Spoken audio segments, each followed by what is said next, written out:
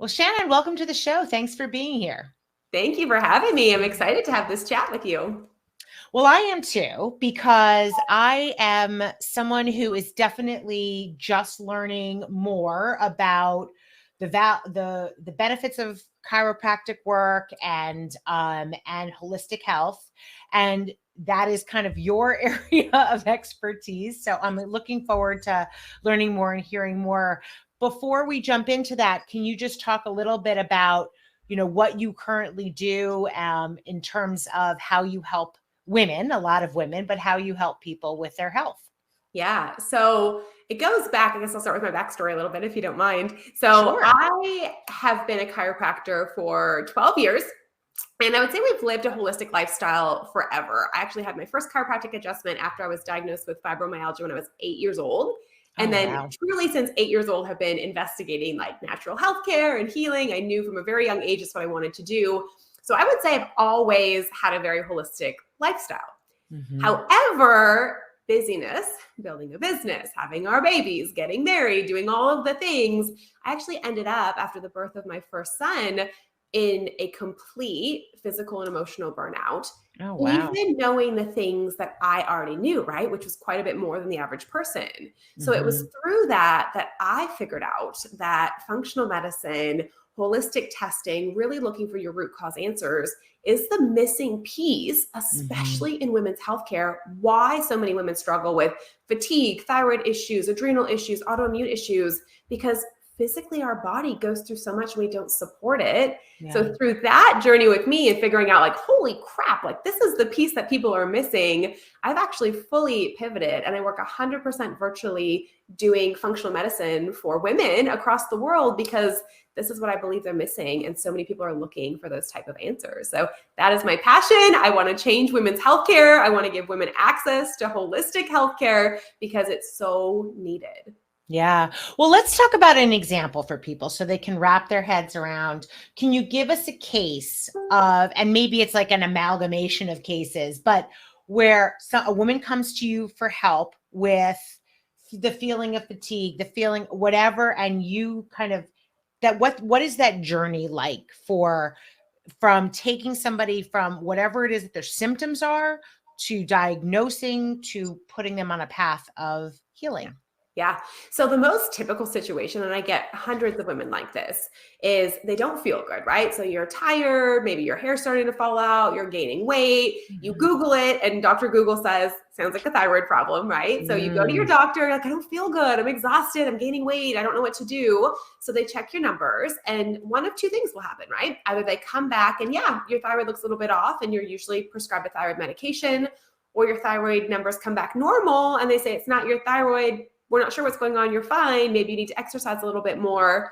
But either way, typically a woman leaves that appointment either with a medication or with no answers, starts doing what she was told to do, and doesn't feel a whole lot better, right? You think that starting these changes or starting this medication, you're going to magically lose the weight and feel like you have tons of energy. And that just doesn't often happen because it wasn't just your thyroid, right? Because it wasn't just your, autoimmune disease, people who have Hashimoto's disease. Your body is responding in that way for a reason, right? We call them triggers. If you don't find those triggers, the causes of why you feel that way, no amount of medication, no amount of healthy eating is going to get you the breakthrough that you really need. So the first thing I do with every single woman is we do functional lab testing, a deep dive into what are the physiological imbalances actually creating your symptoms, not just what do your basic levels look like, right? That's the main key. Because for example, with a thyroid issue, which so many women, it's rare I meet a woman now who isn't on thyroid medication, the thyroid only responds to the environment. There is a reason your thyroid is either under or over functioning. And typically it has to do with a mix of imbalances or overgrowth in the gut, some type of adrenal dysfunction. And one of the big things that I work through with women is underlying immune system issues and chronic infections. They are so common, things like Epstein-Barr, even things like herpes virus, bacterial infections, yeast infections that go undiagnosed or very poorly managed for a very long time. And then that can create hormone imbalance, thyroid disease, autoimmune, adrenal issues. So it's finding the cause, right? And not just saying, oh, here's your issue, like take this. Even a supplement, right? You can take a medication or a supplement, but if you're only taking it to fix a symptom, in essence, you're doing the same thing, right? Whether it was natural or not. So finding the answer, why is your body doing this? That's truly the key. So you're like an investigator, a health investigator. That is my favorite thing to do. Is like bring me all your complicated pieces, and I like to put them all together and figure out what's up. That's amazing. I love that. And what are some of the outcomes that, so let's say I come to you, you take whatever my symptoms are, whatever's going on with me, you bring them together, you put, because you said it's not necessarily medication, is it what you're eating, consuming? Because I also have heard people say, maybe don't take the supplement, get the benefits of whatever the supplement gives you from something you consume. Is it what you consume, what supplements you take? Like, what is it, exercise, or is it like a combination of those things? Love it. Yes, you're diving into all the good stuff right off the bat. It has to be a combination, right? I think a lot of times why people get so frustrated, like I've tried this, or I did this diet, or I took these supplements my friend took, or I did this other thing and it didn't work for me. It's because there isn't going to be a magic supplement or a magic diet, right? I wish I could say that to you. That would make my job a whole lot easier. That's just not the way it goes. So there is absolutely, we call it the hierarchy of healing, the things that need to happen to actually get sustainable health results. Yes, food is important, but it's not the only piece of the puzzle. So everyone I work with also works with my holistic nutritionist. We fine tune and individualize their plan based on their stool sample, their food allergies, what type of food plan their body does best with. So food is there. It always has to be, but it has to be individualized. I feel like a lot of people who try and follow these plans that they find, on the internet, it's not going to be sustainable for everybody. So your food piece needs to be individualized. Testing develops our protocol. So depending what comes back with your testing, what your actual physiology looks like, that's where we choose what things we're actually going to use to balance your body. Some of them are supplements. My choice is to always choose holistic over medicine when possible. That's not to say there won't be some medications that might be necessary, but as best as possible, the least amount of medications a person can be on ultimately makes them better. So I use a lot of Chinese medicine. We use a lot of homeopathics. We do use supplements and herbs when needed, but really choosing based on a person's test, right? What you need is going to be totally different than what 100 other people need who come to me with those situations. So there is a protocol piece, which is going to be your herbs, your homeopathics, your supplements. But then, and this is where I feel like we do a really great job of bringing in the whole mind body, there's stress management. There's nervous system work, right? We have patterns, we have traumas, we have emotions, we have life stressors that need to be dealt with if you want to heal. There's healthy amounts of exercise, which actually have to go based on your adrenal pattern. You might not be able to do hard exercise because your adrenals are weak, where someone else might have estrogen dominance and I want them to exercise really hard. So planning that also individualized on your specific recommendations. And then there's just lifestyle changes, right? Are you bombarded by toxins? Are you living in a moldy environment? Do you drink out of plastic? There's so many things, which is why we've really put together a plan for that, right? Let me walk you through it. I know it's a lot. I know it's overwhelming. Yeah. But if you want the full results, you've got to know all the pieces because it really does take clicking all of that together. Yeah. Well, and I think that is, well, it's maybe not a silver bullet, which everybody likes. We're such a country, I think, of a nation of let's find like the silver bullet here and fix the whole thing with one solution. I think it's so much more complex than that, right? I mean, it could be so many different things that are impacting you. So you specifically are working with women. Do you see, are there patterns though that you see? You said before there could be 100 different options for, what it is in terms of the solution, but do you see patterns that have emerged as it relates to women and things that women can do to improve their health? Certainly. One of the things I teach often is a woman's body handles stress differently than a man's, but most of our current health information out there is based on male physiology, which is why it just doesn't work for us. So for example, a woman, our cortisol, which is our stress hormone from our adrenal glands, is directly linked to our progesterone, which is one of our main hormones that fluctuate. And progesterone's amazing for energy and metabolism and brain clarity. Well, for a woman, when we are overscheduled, overextended, stressed out, all of these things are going on, it is going to physically tank your progesterone because cortisol drains progesterone, which is why for a woman, you might have had this experience. If you have a really stressful day, the last thing you feel like doing at the end of the day is getting intimate, right? You're like, don't touch me. If one more person talks to me, like it doesn't work well for a woman. Where a man can have a super stressful day and it doesn't impact their desire at all because their stress pattern never intersects with testosterone, which is their main hormone. So for a woman, truly the number one thing, everyone says, where can I start? What do I do first? First step is testing. You need proper testing. But if you want to do something on your own, you have got to manage your stress response and your nervous system. So I provide different tools, techniques, things that you can do, breath work, how to balance your vagus nerve function. Because if you don't control your daily stress input, it is going to have an impact on your hormones. That's just the way we're designed. And that's what I'm seeing more often now is very deficient progesterone causing brain fog and mood issues and weight gain and not being able to get help with that, even if you're taking, let's say, a bioidentical, because the cause of your low progesterone is your deficient adrenal function from long-term stress. Yeah. Wow. So what are some of the non-medical solutions that you've discovered that might surprise women? Oh, so many. I mean, herbs are powerful. I will tell you, as far as physiological response, you can get really phenomenal results on actual blood work, stool samples, differences before and after using a natural approach versus medication. So in place of using a synthetic progesterone, there are wonderful things like chaste tree that helps increase your progesterone. You can do homeopathic support to do progesterone support.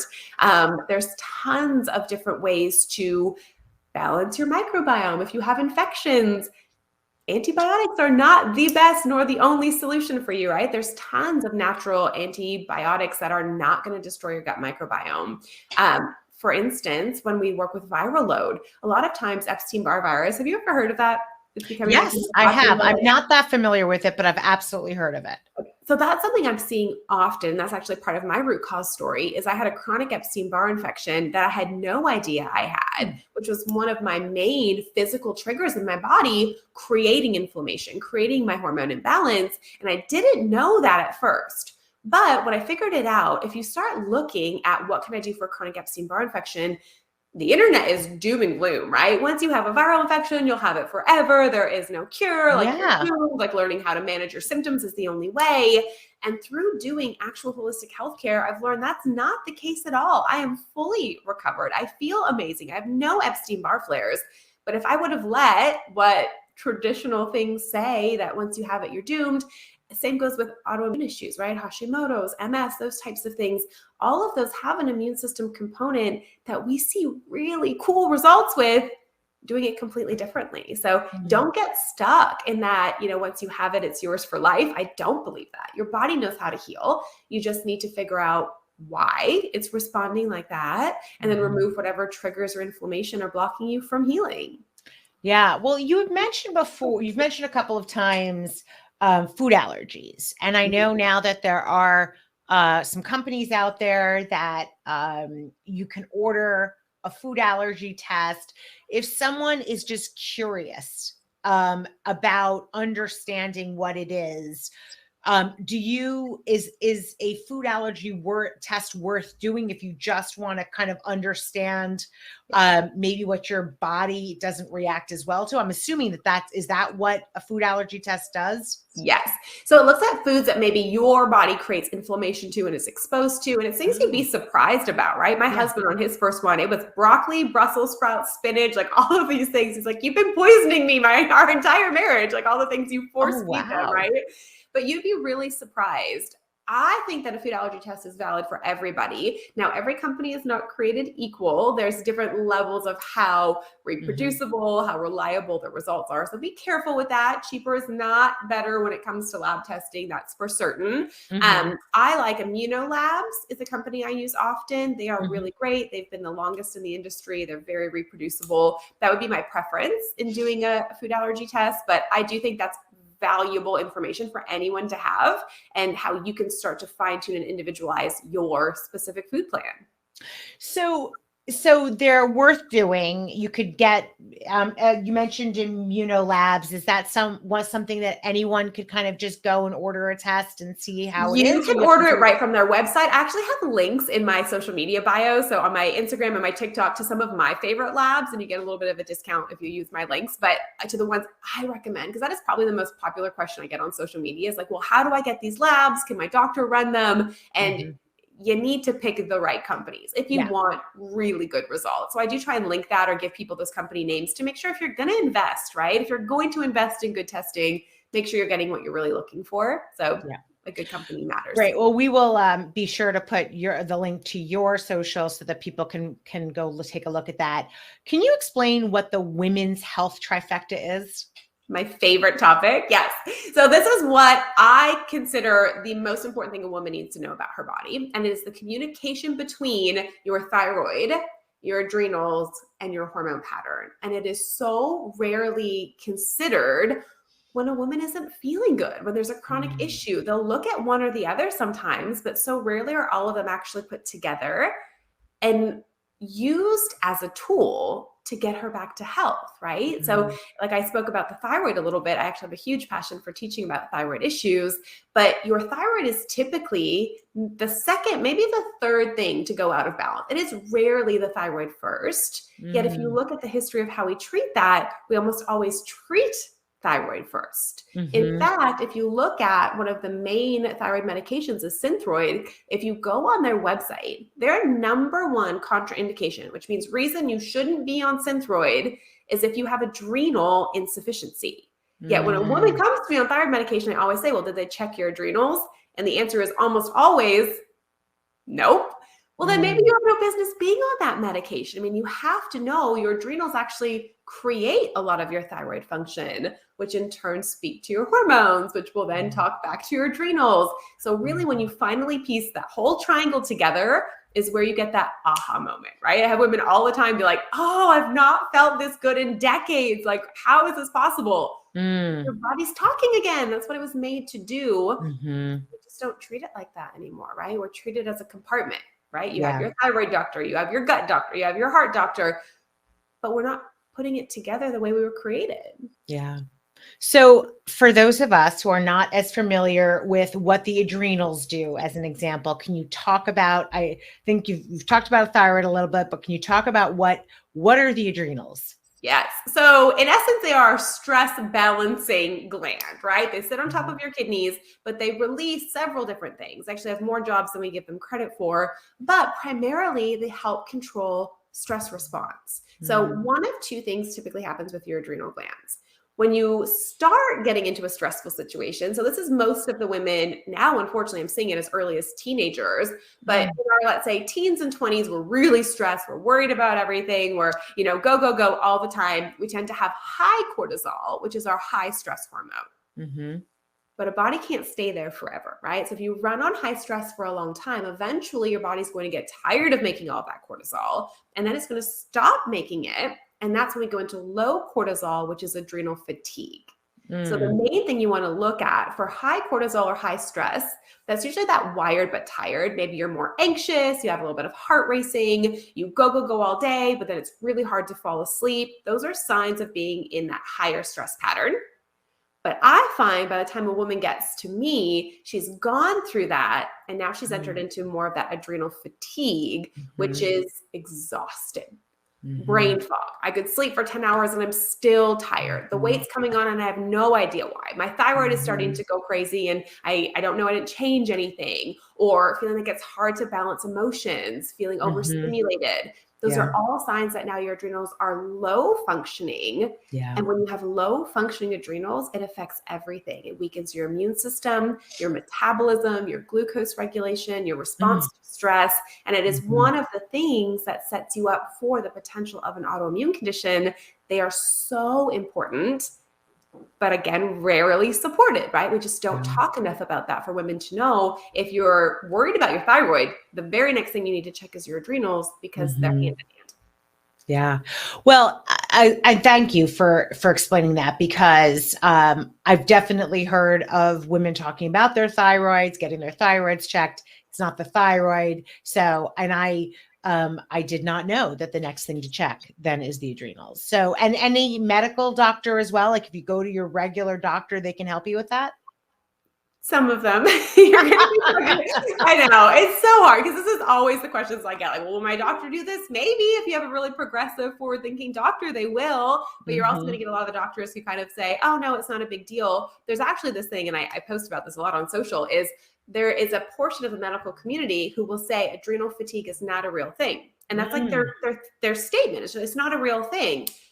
What it very much is, and there are millions of women struggling from symptoms that go with adrenal fatigue, but because there is no medication, there's no cream, there is no pill, there's nothing they can give you to make your adrenals function better. They've just kind of written it off as something that doesn't exist, when I believe it's a pandemic for people, for women. Truly, it's everywhere. But it's just not being addressed properly. So you can ask your doctor, sure. Now, I'm a testing snob. It is the thing I love the most. Proper testing is my love language. For adrenals, if you do want a really clear picture and you really want to know what's going on, a 1-point snapshot in blood, which is what you'll probably get from your doctor, is not going to be your best information, because your cortisol is designed to fluctuate during the day. There's a pattern that it follows. So you might go for a 10 a.m. blood draw and your cortisol will look great, but you have a 2 p.m. crash in the afternoon and maybe your adrenals are tanked by that point. You're just going to miss that information. So I much prefer urine or saliva.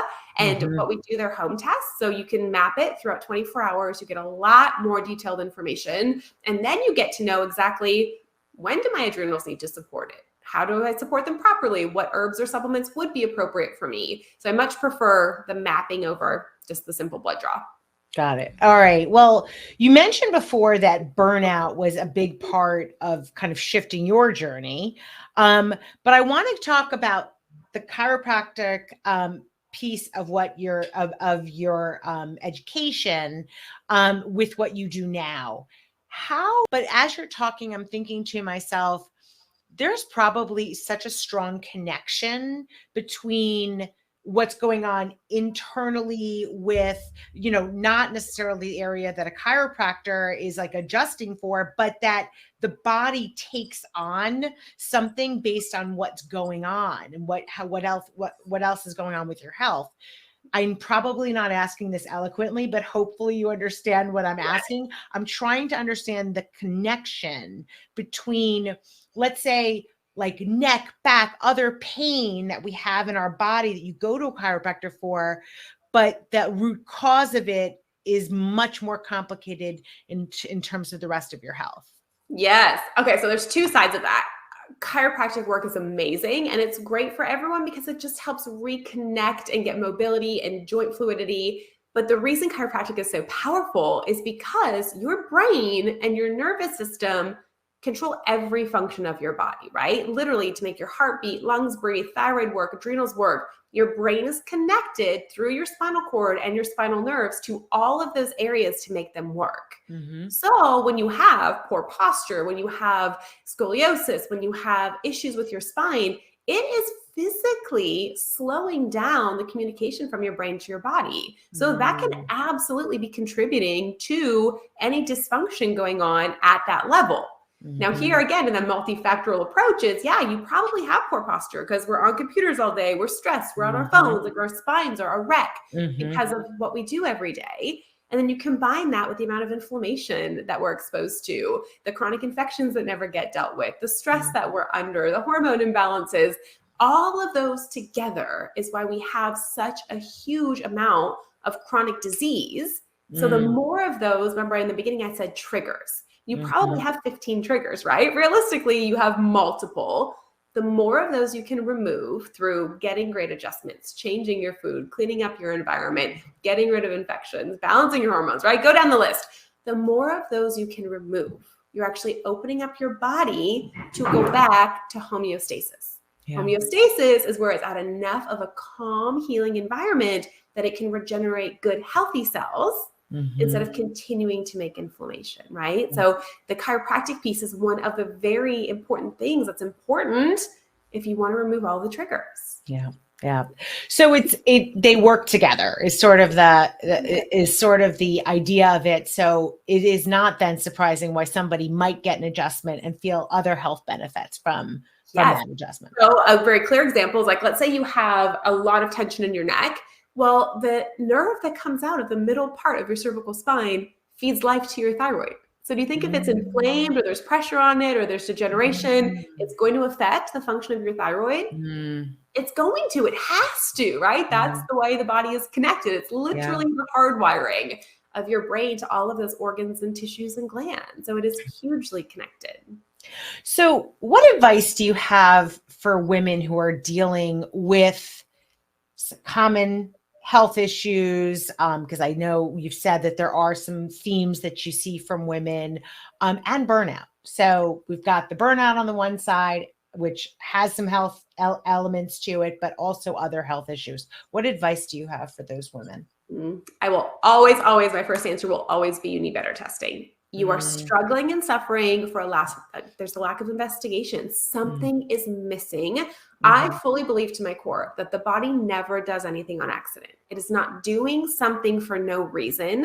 We just have to start asking why and figuring out what that piece is. That alone will be your answer to a lot of things that you're struggling with, is figuring out why your body is doing it in the first place. Yeah. So if you haven't had proper testing, that is step one. Step two is a good morning mindset routine of some sort, right? You've got to learn how to balance the insane amount of input that we have because life is busy. We are on screens all the time, and especially in this virtual world. You've got to find a way to at least take, it doesn't have to be a ton, 10, 15 minutes a day where you get time to decompress and rebalance your nervous system. As far as burnout goes, that is incredibly important. And then number three is start eliminating as many inflammatory inputs as you can, whether that's through food. If you're wondering what you can take out first, start eliminating gluten and sugar. Those would be the two, right? Everyone knows those are inflammatory, yet we still keep doing them. So with or without a food allergy, start minimizing your sugar intake, your gluten intake. Look around your home. Do you have things that are toxic that you're exposed to all of the time that just taking that burden off your body would help?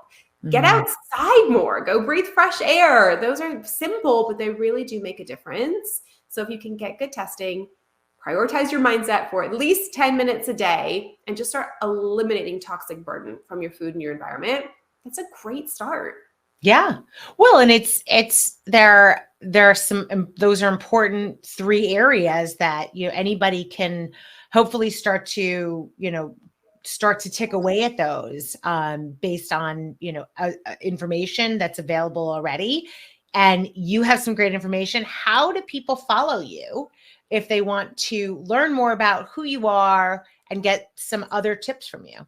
Yes, I do a ton of stuff on social media. So my Instagram and my TikTok is where I do most of my teaching content. Definitely follow me there. It's Dr. Shannyn DC on Instagram and TikTok. I have tons of resources in my bio. So there's links to testing. There's links to different resources that you can do on there. And then I also have where I do like free challenges and I do a lot of longer teaching. I have a thyroid and hormone support group on Facebook. We just got done a really fun 21-day challenge as a group. So I do a lot of more detailed content inside there as well. So I have tons of free resources. And then you're always invited to set up we call it our transformation discovery call. Those are totally free, but you get to talk with either me or one of my doctors and really just set you up on your next steps. If you have more detailed questions, I highly recommend just schedule a call, no charge, but we can walk you through what all the rest of those steps would look like based on what you're going through. Well, Dr. Shannyn Pearce, thank you so much for spending this time with us today. Really appreciate everything you've shared. I think there's a lot of really good, tangible advice here. And hopefully people will get some great nuggets out of this conversation. So thank you. Yes, I hope so. Thank you for having me.